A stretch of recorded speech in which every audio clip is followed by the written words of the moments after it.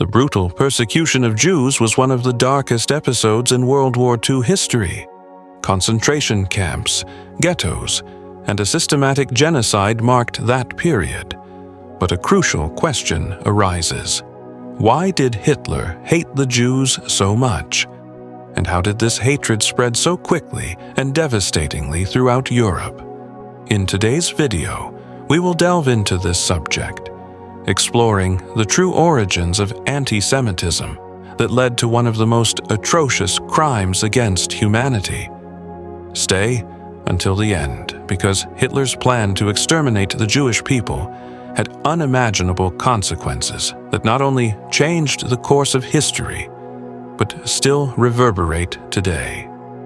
Before we begin, our goal is to reach 1 million subscribers. It sounds ambitious, but with your support, we can do it. Subscribe now, leave your like, and join us on this historical journey. Hitler's roots.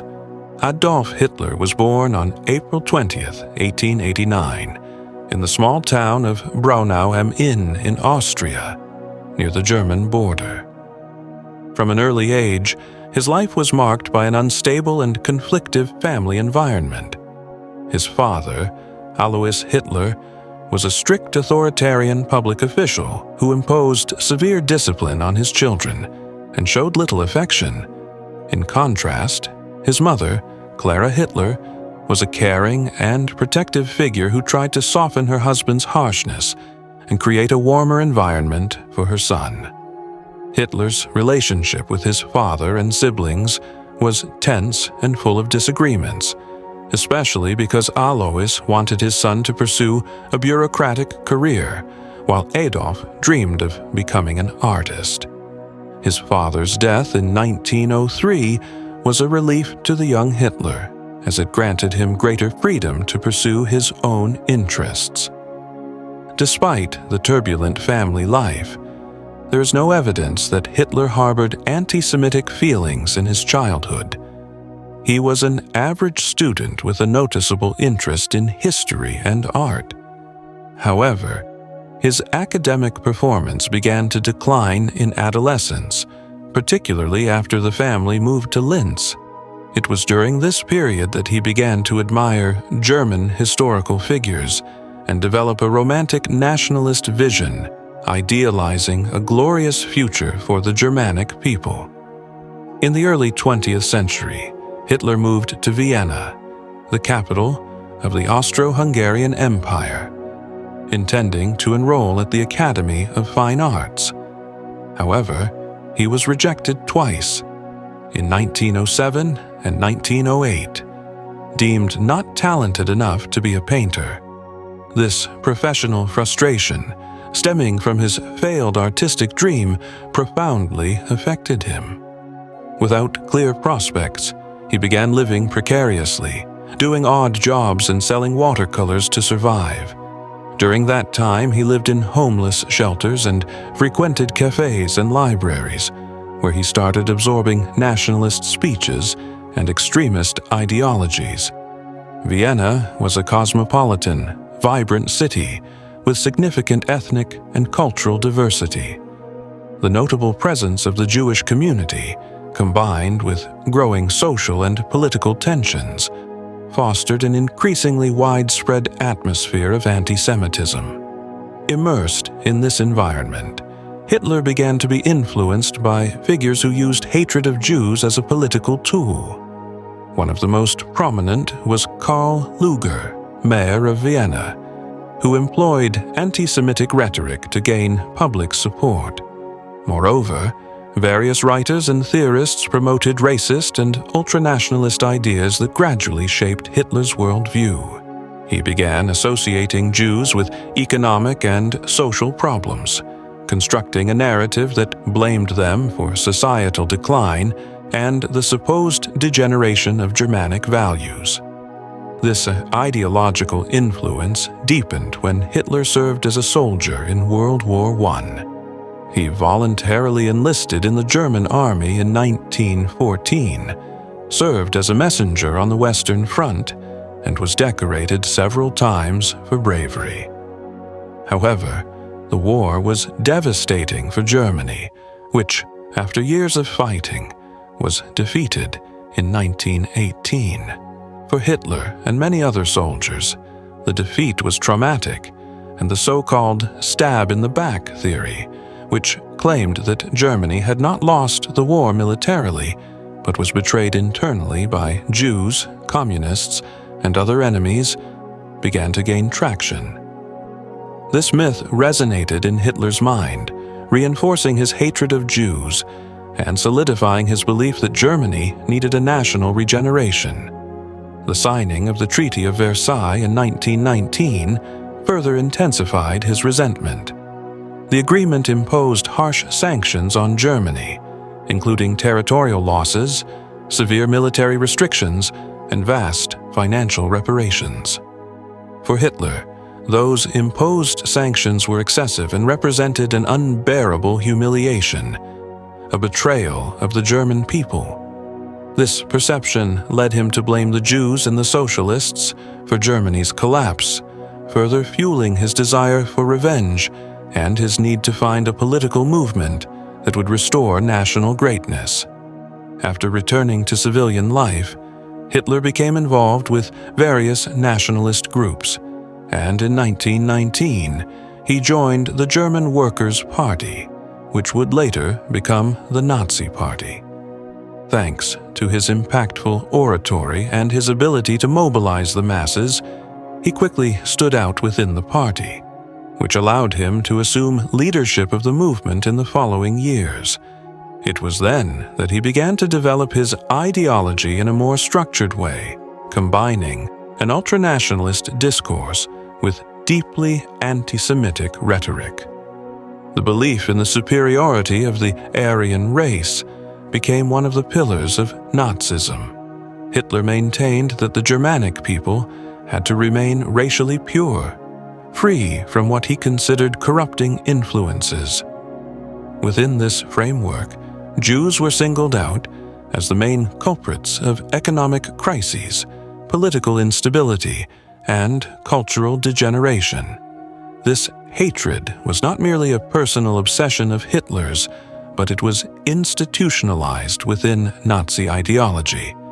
The regime's propaganda played a crucial role in spreading this vision, using newspapers, radios, and mass speeches to portray Jews as an existential threat to Germany. In 1925, Hitler consolidated his ideas in the book Mein Kampf, where he laid out his worldview and plans for Germany. In it, he advocated for the necessity of an authoritarian government, territorial expansion to obtain what he called Lebensraum, living space, and the total eradication of Jewish influence in German society. The economic crisis that struck Germany in the 1920s, worsened by the Great Depression of 1929, made his message resonate even more deeply with a desperate population. Gradually, Hitler gained more and more followers, paving the way for his rise to power and the implementation of his ideology. Hitler's trajectory was marked by personal failures, deep resentments, and radical influences that shaped one of the darkest chapters in human history. His discourse found fertile ground in a weakened society, which ultimately led to the rise of the Third Reich, a regime that would drag the world into a devastating war and an unprecedented genocide. Are you enjoying this content? If you're interested in stories like this, leave a comment. I want more stories like this. That motivates us to continue bringing you impactful historical topics and helps this video reach more people. Don't forget to subscribe to the channel, activate the notification bell, and hit like. That way, YouTube will keep recommending our content to you. Let's get back to the topic. The Holocaust formally began in 1933, when Hitler assumed the position of Chancellor in Germany. The following year, he consolidated his power by merging his position with the presidency, becoming the Führer. From that moment on, A dark era began for Jews and other persecuted groups. As an absolute dictator, Hitler quickly began repressing his opponents and all those he considered inferior races. From the early years of the Nazi regime, Hitler's government implemented a network of concentration camps. In its initial phase, these camps were primarily detention centers for political opponents, dissidents, and groups deemed undesirable.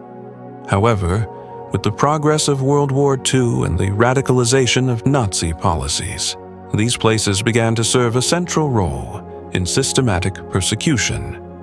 The victims included not only Jews, but also Roma, communists, intellectuals, Soviet prisoners of war, and other minorities. Although the death rate in concentration camps was already alarmingly high, reaching up to 50% in some cases, these centers were not originally designed as sites for mass extermination. But everything changed in 1941 with the implementation of the so-called final solution. Starting in 1942, the Nazis built 6 large extermination camps in occupied Poland, specifically designed for mass murder. These camps, Auschwitz-Birkenau, Treblinka, Sobibor, Belzec, Chelmno, and Majdanek, used gas chambers, mass shootings, and other brutal forms of execution to exterminate millions of people, mostly Jews. Unlike traditional concentration camps, where prisoners were subjected to forced labor and inhumane conditions that caused slow deaths, the extermination camps operated with the efficiency of an assembly line, designed for the immediate elimination of large groups of victims. After the invasion of Poland in 1939 and the subsequent occupation of vast areas of Eastern Europe, the network of Nazi camps expanded rapidly. It is estimated that the Germans established around 15,000 camps and subcamps in the occupied territories, most located in Eastern Europe, where the Jewish population was more concentrated. New camps were also erected in strategic areas with high concentrations of Jews, as well as Polish intellectuals, communists, and Roma people. Even within Germany, camps were built to house the growing number of captured and deported prisoners who were forced to endure inhumane conditions. During transportation to these camps, prisoners were crammed into freight cars without ventilation, water, or food. Many died of suffocation, starvation, or exhaustion before reaching their destination. Those who survived the journey were subjected to selection processes upon arrival. The elderly, children, and the sick were sent directly to the gas chambers or executed. Only those considered fit to work were assigned to forced labor, extreme hunger, and constant violence. The policy of death by work, Vernichtung durch Arbeit, was a deliberate method of Nazi extermination. Prisoners were forced into exhausting shifts of 12 to 14 hours, often in arms factories like those that produced V-2 rockets, in mines, or on infrastructure projects, all without proper equipment or safety measures. When they reached a state of extreme weakness, they were simply discarded, sent to the gas chambers, loaded into sealed trucks, Gaswagen, or executed by shooting. In some camps, such as Auschwitz, prisoners were tattooed with numbers for identification. Upon arrival, they were registered, had their heads shaved, and were stripped of their clothes, which were replaced with striped uniforms. Those deemed fit were assigned to long shifts under extreme temperatures and under constant surveillance by SS guards. Before and after each workday, prisoners were forced to participate in endless roll calls and formations that could last for hours. It was not uncommon for many to collapse from cold or hunger during these inspections, with their bodies left lying where they fell. The Nazi camps became a symbol of the terror and brutality of the Holocaust, where millions of lives were lost. Even as the Allies advanced in the final phase of the war, the Nazis tried to cover up their crimes by dismantling gas chambers and burning documents.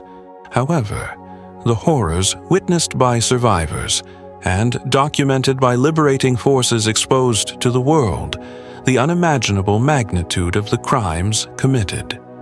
The system of Nazi concentration and extermination camps remains one of the darkest chapters in human history, an indelible reminder of the consequences of hatred, racism, and intolerance.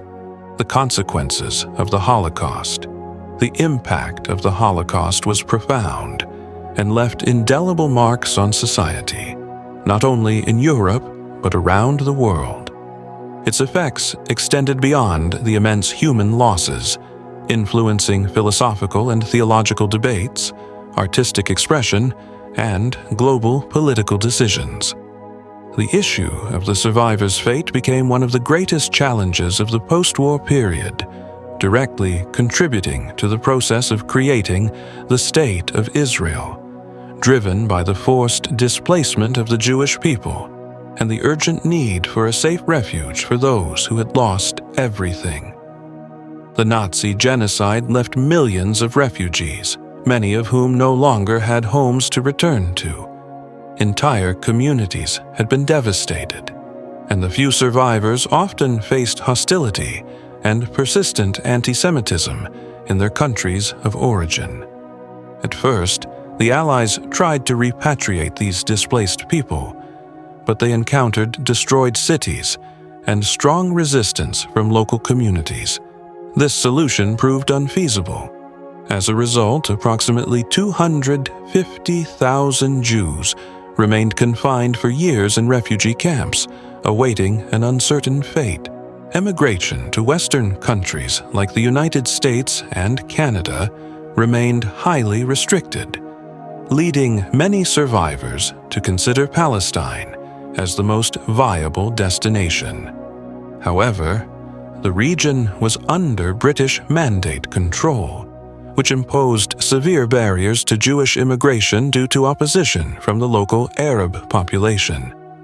In response to these difficulties, clandestine migration networks were organized by former Jewish fighters in Europe and by the Haganah organization in Palestine. This effort became known as Berahah, and despite the restrictions imposed by the British, they managed to transport approximately 250,000 Jews to the Palestinian territory. With the end of the British Mandate and the subsequent creation of the State of Israel in 1948, many of these refugees finally found a home in the new nation. Beyond that, about 880,000 survivors were welcomed by the United States. 136,000 settled in Israel, and another 20,000 emigrated to countries like Canada and South Africa. In 1952, the last Jewish refugee camps were officially closed, bringing an end to a painful chapter in post-war history. The destruction caused by the Holocaust was not limited to the loss of human lives. It deeply affected Jewish culture. Before World War II, Yiddish was spoken by an estimated community of between 11 and 13 million people. This language had gained great recognition as a symbol of Jewish identity in Europe, flourishing in literature, theater, and the press, especially in Poland. However, the Nazi persecution and the extermination of around 5 million Yiddish speakers, approximately 85% of Holocaust victims, caused the collapse of this language as a global means of communication, seriously compromising its continuity as a unifying factor in the Jewish diaspora. The magnitude of the Holocaust also generated deep theological reflections. The event led many scholars and religious leaders to question divine goodness and justice, transforming traditional concepts of God's role in the world. Thus arose what is known as Holocaust theology, an attempt to understand the extreme suffering endured by the Jewish people. Some Orthodox currents interpreted the tragedy as divine punishment, while others strongly rejected that view, arguing that no theological explanation could justify such brutality. For many, the Holocaust represented an unprecedented challenge to faith, generating a spiritual crisis that still resonates today. In the field of arts and literature, the impact of the Holocaust was equally profound. Philosopher Theodor Adorno expressed this anguish by stating that to write poetry after Auschwitz is barbaric.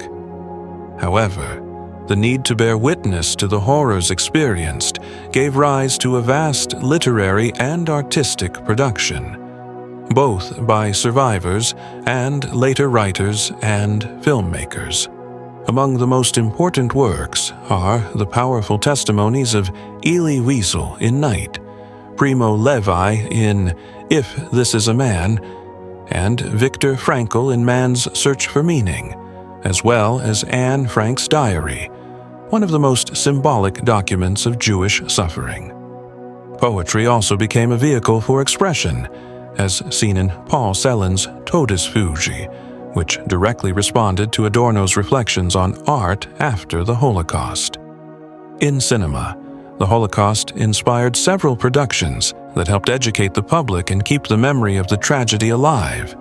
Films like Schindler's List, The Pianist, and Life is Beautiful received worldwide recognition for telling moving stories about resistance, suffering, and survival amid genocide. As the years passed and the generation of survivors aged, initiatives emerged dedicated to preserving the memory of the Holocaust. Projects like Survivors of the Shoah, founded by Steven Spielberg, and documentaries like The Four Seasons aim to record the testimonies of those who lived through this dark period in history.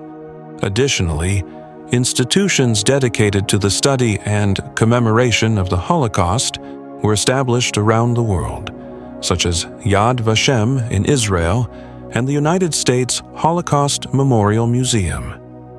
The UN also established the International Holocaust Remembrance Day on January 27th to ensure that future generations never forget the atrocities committed. The Holocaust not only destroyed millions of lives, but also transformed the course of history, leaving a legacy of pain, reflection, and the constant need to fight against hatred and intolerance.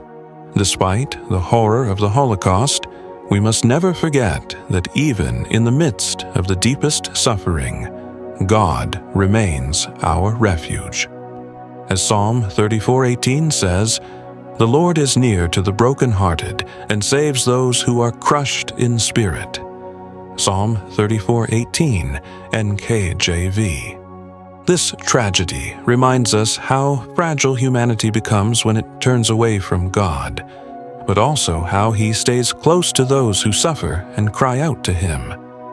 May this inspire us not to be indifferent to the pain of others, and to always stand for truth, justice, and compassion. If this message touched your heart, I invite you to subscribe to our channel, Biblical Secrets, where together we uncover the hidden truths in history and in the Word of God. God bless you.